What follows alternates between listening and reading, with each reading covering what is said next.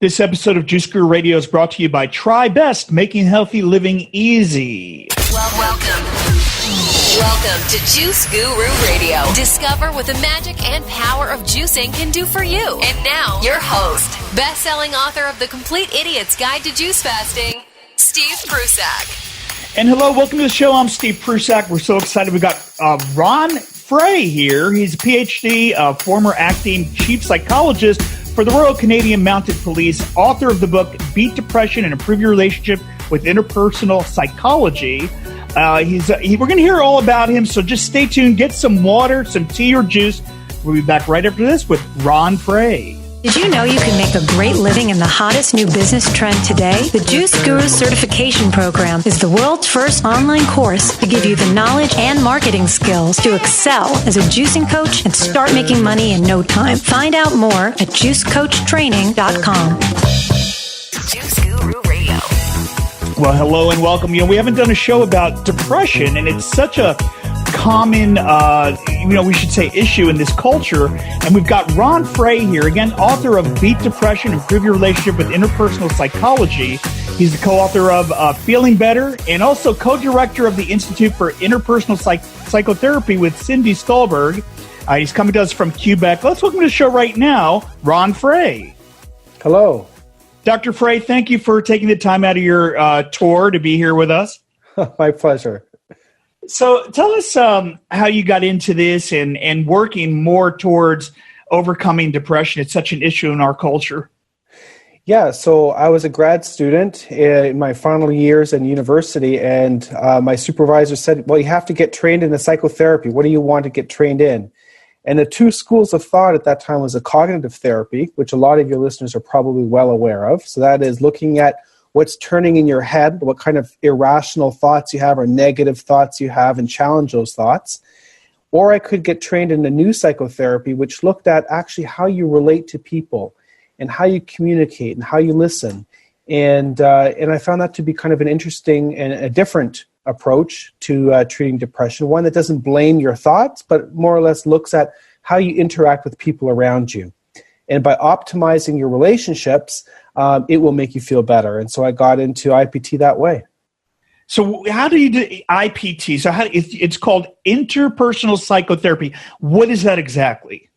Well, what it means exactly is that what researchers have found is that when you feel depressed, when you feel hopeless, or you feel down, or you feel like you've got the blues, usually there's something that's going on in your interpersonal world which hasn't been optimized. So that means you're either having a dispute with somebody, it could be your spouse, your lover, your girlfriend or boyfriend. It could be a dispute you're having at work. It could be somebody that's died in your family that you haven't really overcome that loss.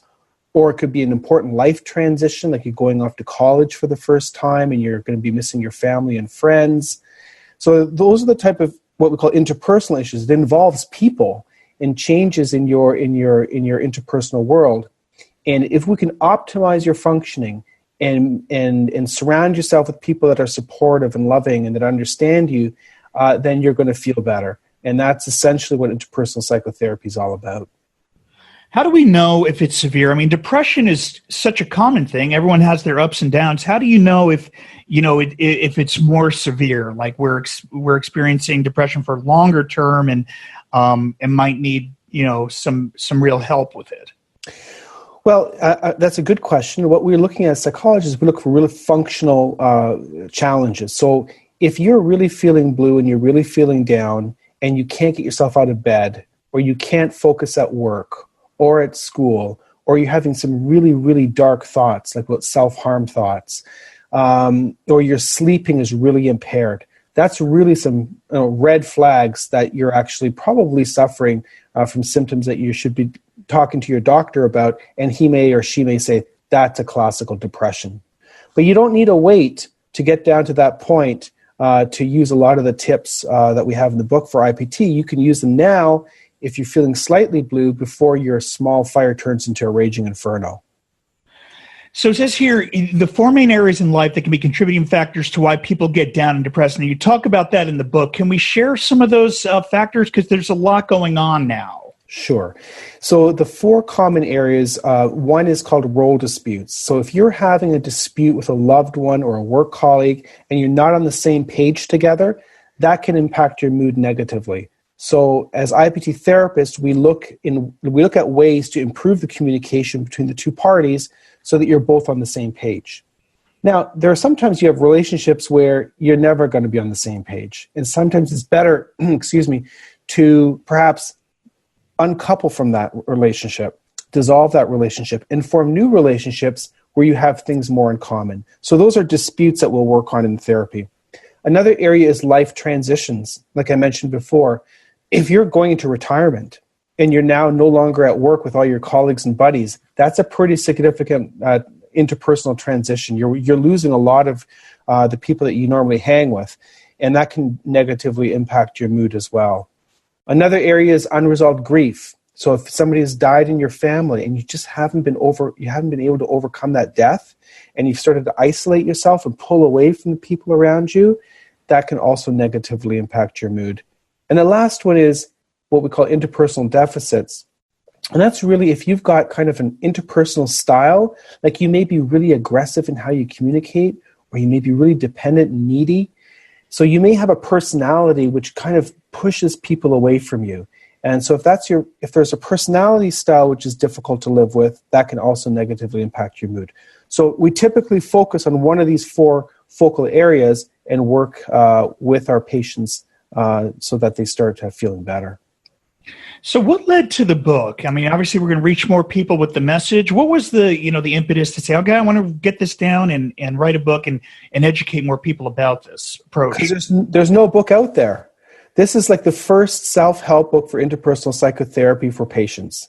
All the other IPT books that are out there are for clinicians, but not everybody has the luxury, not everybody has the luxury to find a psychologist that's been trained in IPT therapy, or they just don't have the time or the resources to use a psychotherapist, but they can certainly pick up this book and work through week by week, learning how to use the model to help themselves. By the way, the name of the book, we've got a link. So the link to your website is interpersonalpsychotherapy.com. Correct. And that's where, can we get a copy of the book there? You can, or you can just go Feeling Better, the book, and that'll also bring you up. Or you can just go to Amazon, type in Feeling Better and IPT, and you're gonna find it on there easily. That's the name. It's called Feeling Better, just so you guys get that down. Now, another thing you mentioned in the book here is you encourage us to think of depression like a broken leg. And why is that? Well, because a lot of people minimize depression or it's stigmatized, right? So they say, well, it's not a real illness. Or if you're feeling blue, just snap out of it and go to work, go to school, get yourself occupied, and don't think about these things, these interpersonal disputes that you're having, for example. And what we tell people is that, listen, if you're clinically depressed and it's really difficult for you to meet all the obligations that you would normally have to meet, whether that's as a mother or a father or as an employee or as a student, sometimes you just got to step back and take a little bit of time for yourself to work on the issues that need to be worked on so that you'll start to feel better. And so we use the broken leg analogy, like the mailman or the mailwoman, is that we wouldn't expect somebody to be carrying the mail if they had a broken leg, right? So we don't expect you to do all the things you would normally do if you're feeling depressed. And that's the analogy that we use. Makes sense. So then you go on to say that we should know who their whos are. And what did you mean by that? Well, sometimes we get stuck, right? We when we're having a dispute with somebody and we don't know like what to do about it, an IPT therapist will typically say, who can help you, right? So we basically say, who in your world that you can associate with may have gone through something similar. And if you reach out to those people, you're going to start communicating with them. And just that act of reaching out and having conversations with people that can identify with you, the struggle that you're having, will make you feel better right away. So you get that kind of immediate little boost of energy, which will encourage you to further nurture those types of relationships.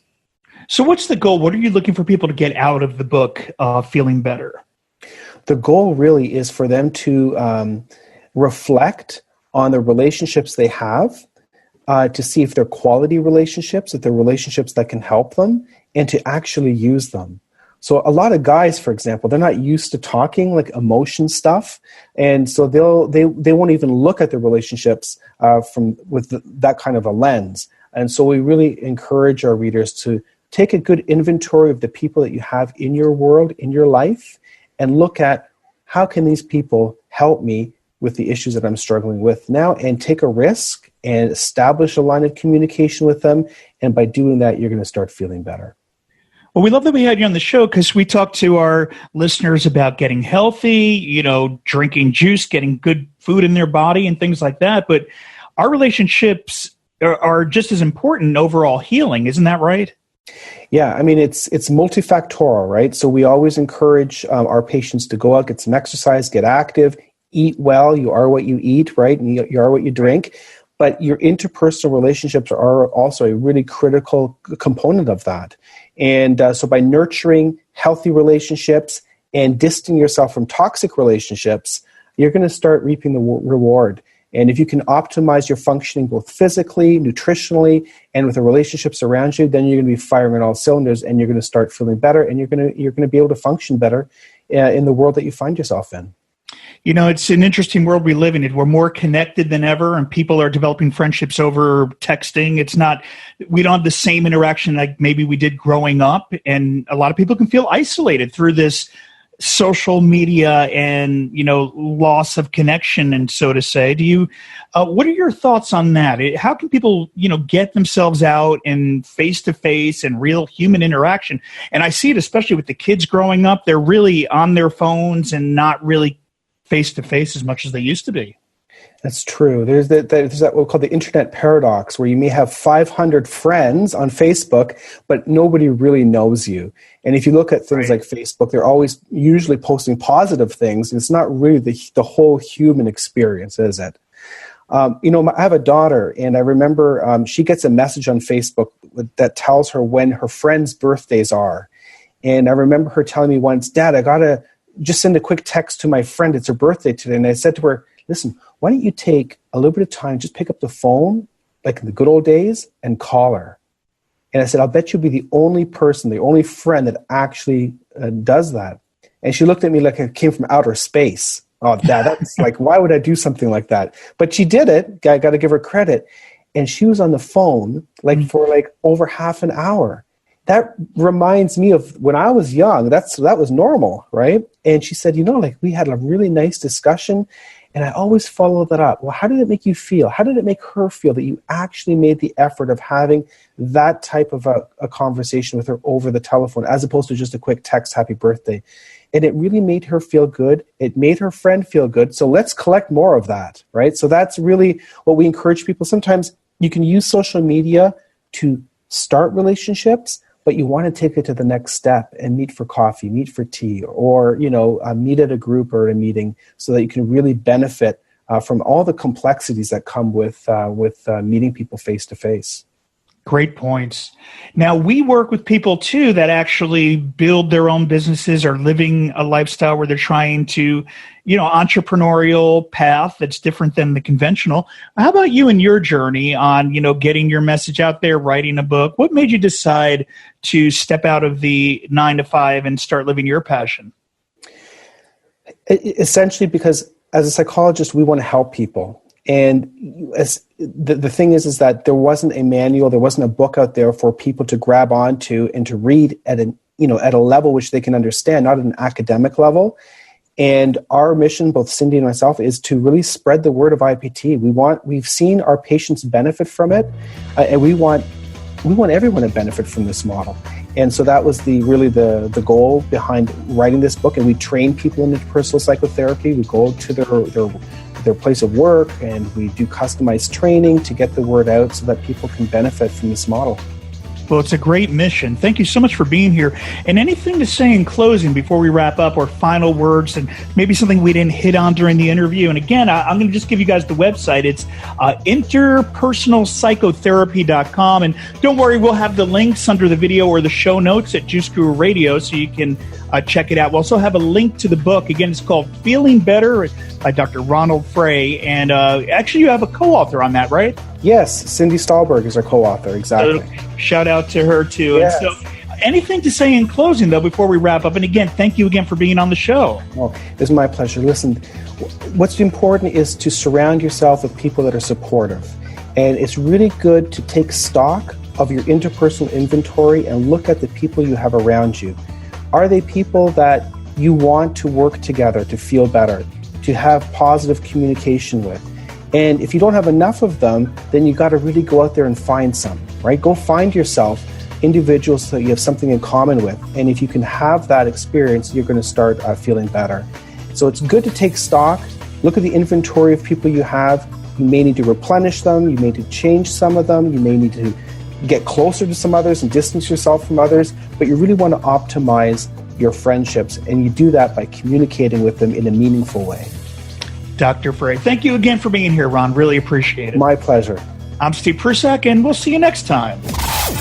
Thank you for listening to Juice Guru Radio. Find out more about us at juicegururadio.com. Until next time, get your juice on.